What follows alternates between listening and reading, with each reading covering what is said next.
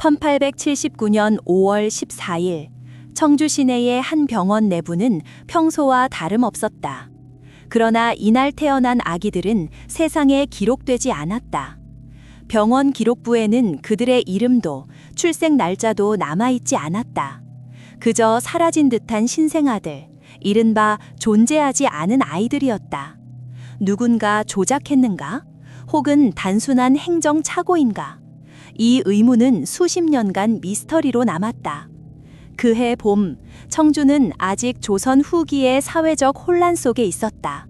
외부 세계와 점차 연결되며 변화가 시작되던 시기였지만 의료 체계와 기록 시스템은 매우 낙후되어 있었다. 1879년 당시 청주의 인구는 약 3만 명이었고 병원이라 불리는 시설은 단 2곳뿐이었다. 그중 한 곳인 청주 공립병원에서 사건이 시작됐다. 청주는 충청북도의 중심 도시로서 내륙 지역에 위치해 있다. 산악 지형과 계절별 뚜렷한 기후 변화를 겪으며 특히 겨울에는 한파가 심했다. 이곳에서 의료 환경은 매우 열악했다.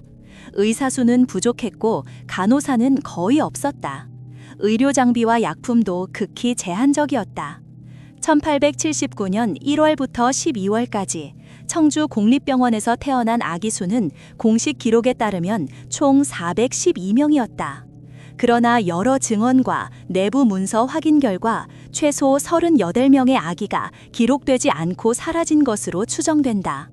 당시 병원의 책임자였던 김영수 원장은 그런 일이 있었는지 알지 못했다고 말했으나 그의 일기장 일부가 사건의 실마리를 제공한다.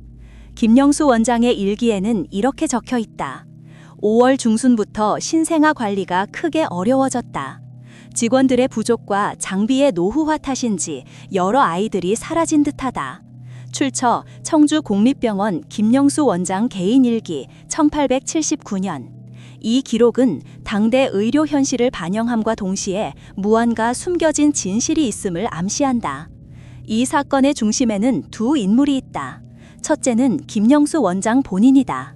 그는 당시 청주에서 가장 유능한 의사 중 하나로 평가받았지만 막대한 업무 부담과 관리 소홀 문제를 겪고 있었다. 둘째 인물은 간호사 박순이었다. 그녀는 신생아실 관리 책임자로 아기들의 상태를 직접 돌봤다. 1879년 봄부터 여름까지 이어진 이 기간 동안 병원의 상황은 점점 악화됐다. 출산율 증가는 돌봄 인력 부족을 심화시켰고 일부 신생아들은 제대로 된 관리를 받지 못했다는 사실이 목격담으로 전해진다. 마을 주민들은 신생아 울음소리가 점점 줄어든 것을 느꼈다고 증언했다. 한편 지방관청에서는 별다른 조치를 취하지 않았다. 출산 신고 체계 미비와 행정 혼란으로 인해 정확한 출생 데이터 확보가 불가능했던 것이다. 당시 청주의 보건 관련 문서는 대부분 분실되거나 훼손된 상태였다. 이 모든 요소들이 맞물려 사라진 아기들이라는 미스터리를 만들어냈다. 공식적으로 존재하지 않는 아이들에 대한 질문이 계속 이어졌지만 명확한 답을 찾지 못했다. 특히 김영수 원장이 쓴 또 다른 메모에서는 다음과 같은 문장이 발견됐다. 나는 진실을 알 것이다. 이는 그가 어떤 이유에서라도 숨겨진 사실을 밝혀내려 했음을 시사한다. 하지만 시간이 흐르면서 이 사건은 점차 잊혀졌다.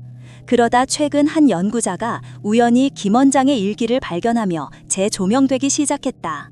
앞으로 우리는 사라져버린 아기들의 흔적을 따라 그들이 왜 기록되지 않았고 어떻게 잊혔는지를 탐구할 것이다.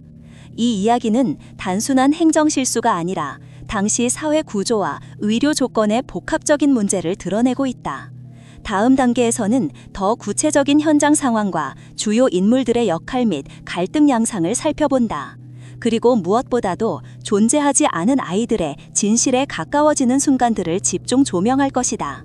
1879년 6월 청주 공립병원의 신생아실에서는 이상한 일이 계속 이어졌다. 박순희 간호사는 일기장에 아이들의 울음소리가 점점 희미해진다. 밤마다 돌아가며 아기들을 살피지만 누군가 분명히 숨겨져 있다. 출처 박순희 개인일기 1879년 6월 12일. 그녀의 글은 병원 내 긴장과 혼란을 고스란히 담고 있었다. 그해 여름 병원 내부에서 발생한 사건들은 단순한 기록 누락 이상의 문제임을 드러냈다. 한 주민의 증언에 따르면 밤늦게 병원 뒤쪽에서 무언가를 옮기는 소리가 들렸다. 출처 청주지역신문 청주일보 1879호. 이 소문은 곧 병원 측이 무언가를 은폐하고 있다는 의혹으로 번졌다. 김영수 원장은 직원회의에서 점점 쌓이는 압박감에 시달렸다. 그의 수첩에 남겨진 메모에는 직원들이 불안해한다. 진실을 알면 모두가 흔들릴 것이라고 적혀 있었다. 출처 김영수 개인 수첩 1879년 7월 21일. 그는 이 문제를 공개하기보다는 내부적으로 해결하려 했다. 그러나 박순희는 달랐다. 그녀는 아기들이 사라지는 이유를 알아내려 애썼고 때로는 몰래 기록되지 않은 출산 사실을 적어두기도 했다. 그녀의 비밀 노트에는 아이들은 생명을 잃었지만 기록조차 남지 않아 슬프다라는 문장이 등장한다. 출처 박순희 개인 비망록 1879년. 당시 의료 체계의 한계 외에도 사회적 요인도 복합적으로 작용했다. 조선 후기 청주는 빈곤층이 많았고 출산 후 아이를 버리는 경우도 적지 않았다. 하지만 그 사실이 병원의 공식 기록 부재와 어떻게 연결되는지는 명확하지 않다. 또 다른 관점은 지방행정관료 김종현의 보고서에서 확인된다. 그는 1879년 말 작성한 문서에서 이렇게 기술했다. 신생아 관련 통계들이 불완전하며 일부는 고의로 누락된 것으로 추정된다. 출처 충청북도 지방행정보고서 1879년. 그의 말은 당시 행정체계 내 부패 가능성을 암시한다. 김종현 관료와 김영수 원장의 관계도 복잡했다. 여러 편지를 통해 두 사람 간 긴장이 감지되는데 한 서신에서는 아이들의 숫자를 조작하지 말라는 경고가 담겨 있었다. 출처 김종현 김영수 서신 교환 문서 1879년. 병원의 인력 부족 역시 상황을 악화시켰다. 박순희 간호사는 당시 도움 요청에도 불구하고 추가 인력이 배치되지 않자 절망감을 토로했다. 우리는 아이들을 돌볼 시간이 없다. 매일 죽음 앞에 서 있다는 기록이 그것을 보여준다. 한편 일부 목격자는 이상하게도 특정 신생아들을 병원 밖으로 옮겨지는 것을 보았다고 증언한다. 그러나 그 아이들의 행방이나 그 목적에 대해서는 누구도 알지 못했다. 병원 내부 문건 중 하나에는 비밀이라는 제목 아래 다음과 같은 문장이 발견됐다. 특별 관리 대상 신생아들은 일반 기록에서 제외한다. 이 문서는 지금까지 공식적으로 공개된 바 없다. 이렇게 사건은 점점 미궁 속으로 빠져들었다. 몇몇 연구자는 당시 청주의 전통신앙과 사회 분위기가 영유아 사망과 관련된 락틴을 피하려 했던 문화적 배경이라고 해석하기도 한다. 하지만 누구도 확실히 설명하지 못하는 부분이 있다. 왜 정확한 출생신고와 사망 기록 없이 아이들이 사라졌나? 그리고 어떤 힘이 이를 지속시키려 했나? 1880년 초반까지 사건은 외부로 거의 알려지지 않았으나 내부 갈등은 심각해지고 있었다. 특히 박순희 간호사의 비밀스런 행동들은 동료들과 충돌을 불러왔다. 그녀는 어디론가 전화를 걸어 도움을 요청했으며 일부 편지를 통해 상황 개선을 요구했다는 흔적이 발견됐다. 출처 충청북도 보건국 발신 편지 복사본 1880년. 그러나 응답은 없었고 그녀는 점차 고립되었다. 결국 이 모든 문제들은 당시 사회 구조와 의료 환경 속에 억눌린 개인들의 절박함과 무책임함 사이에서 충돌하며 새로운 의문만 남겼다.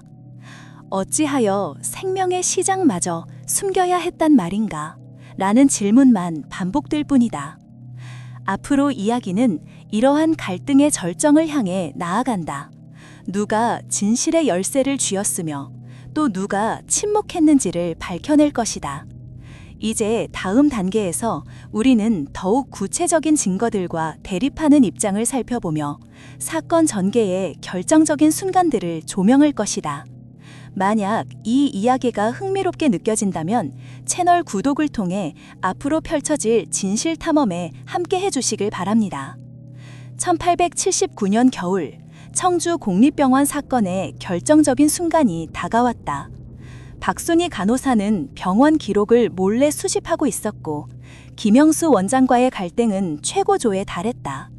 어느 날 밤 박순희는 자신이 기록하지 못한 신생아들의 존재를 증명할 문서를 발견했다.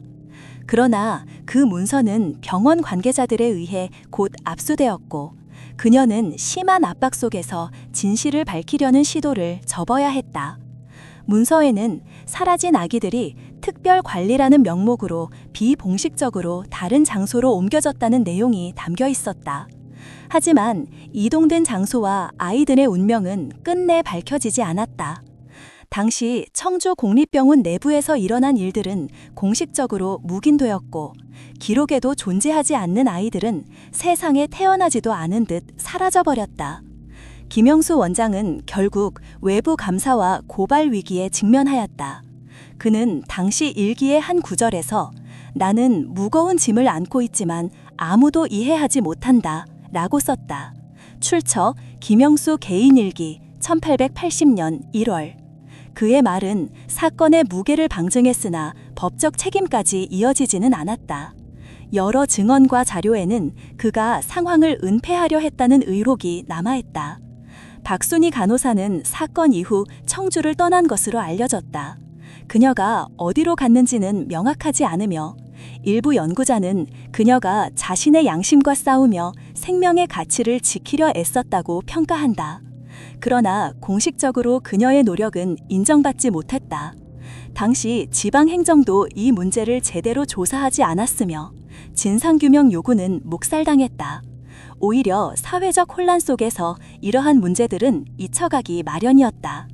시간이 흐르면서 청주의 의료 체계는 점차 개선되었지만 존재하지 않은 아이들의 미스터리는 완전히 해소되지 않았다.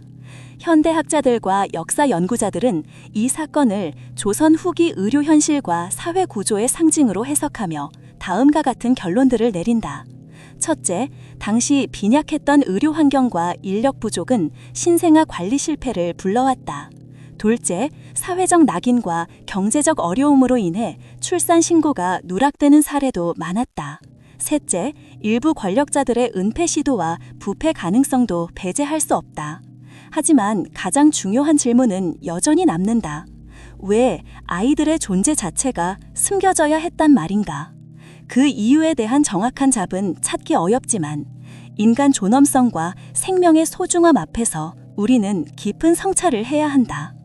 사라진 아기들 이야기는 단순한 역사적 사건이 아니다. 그것은 생명의 시작마저 기록되지 않고 잊혀질 수 있는 현실을 보여준다. 그리고 우리가 과거의 어두운 면을 마주해야 할 필요성을 상기시킨다. 오늘날 우리는 출산과 생명의 권리를 당연하게 여기지만 19세기 말 조선 땅 청주에서는 그렇지 못했다는 사실 앞에서 겸허해진다. 이 이야기는 또한 숨겨진 진실들이 얼마나 쉽게 사라지고 무시될 수 있는지를 경고한다. 작은 기록 하나 없으면 누군가는 존재조차 인정받지 못할 수도 있다. 결국 존재하지 않은 아이들이라는 미스터리는 우리 모두에게 인간 삶의 근본적인 가치를 묻는다. 기록되지 않아도 살아있음을 어떻게 기억하고 보호할 것인가? 그 답은 여전히 불문명하다. 그러나 이 이야기를 통해 우리는 잊힌 목소리에 귀 기울이고 또 다른 역사를 만들어야 함을 알게 된다. 그렇기에 이 미스터리는 오늘날에도 강력한 울림으로 남는다. 사람 한 사람의 삶이 기록되고 인정받아야 한다는 당위성 말이다. 끝내 밝혀지지 않은 진실 속에서도 이 작은 목소리들은 계속해서 우리에게 무언가를 전하고 있다. 역사는 선택하는 것이 아니라 기억하는 것이다 라는 말을 다시금 마음속 깊이 새긴다. 만약 이 이야기가 당신에게 의미 있게 다가왔다면 채널 구독을 통해 앞으로 이어질 다양한 역사 이야기들을 함께 해주세요.